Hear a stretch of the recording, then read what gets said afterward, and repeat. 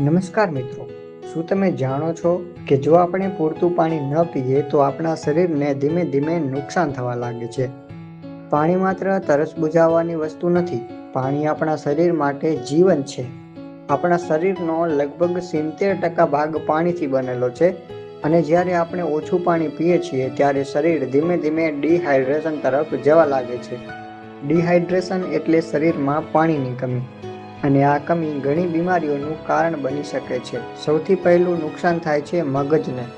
જ્યારે શરીરમાં પાણી ઓછું હોય ત્યારે ધ્યાન કેન્દ્રિત કરવામાં મુશ્કેલી થાય છે અને માથાનો દુખાવો થાય છે અને વારંવાર થાક લાગવા લાગે છે. બીજું મોટું નુકસાન થાય છે કિડનીને. કિડનીનું મુખ્ય કામ છે શરીરમાંથી ઝેરી પદાર્થોને બહાર કાઢવું. પણ જો શરીરમાં પાણી ઓછું હોય તો કિડની પર વધારે દબાણ આવે છે અને સમય સાથે કિડની સ્ટોન જેવી સમસ્યા પણ થઈ શકે છે. ઓછું પાણી પીવાથી ત્વચા પર પણ અસર પડે છે. સ્કિન સૂકી પડી જાય છે, ચમક ઓછી થઈ જાય છે અને માણસ સમય કરતાં વહેલો, થાકેલો અને વૃદ્ધ દેખાવા લાગે છે.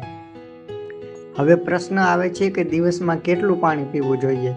સામાન્ય રીતે એક વ્યક્તિએ દિવસમાં લગભગ 2 થી 3 લીટર પાણી તો પીવું જ જોઈએ.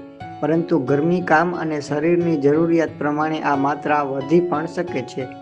એક સરળ નિયમ યાદ રાખો, જ્યારે પણ તમને તરસ લાગે ત્યારે પાણી પીવાનું મોડું ન કરો અને દિવસ દરમિયાન થોડા સમય પછી પાણી પીતા રહો.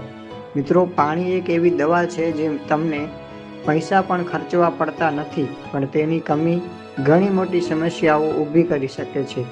તો આજથી જ એક સારી આદત શરૂ કરો, દિવસમાં પૂરતું પાણી પીવાની, કારણ કે સ્વસ્થ શરીર જ સફળ જીવનની સાચી શરૂઆત છે. જો તમને આ માહિતી ઉપયોગી લાગી હોય તો વિડીયોને લાઈક અને શેર જરૂર કરજો. અને આવી જ રસપ્રદ અને ઉપયોગી માહિતી માટે ઓલ ઇન ગુજરાતી યુટ્યુબ ચેનલને સબસ્ક્રાઇબ કરવાનું ભૂલતા નહીં. આભાર મિત્રો.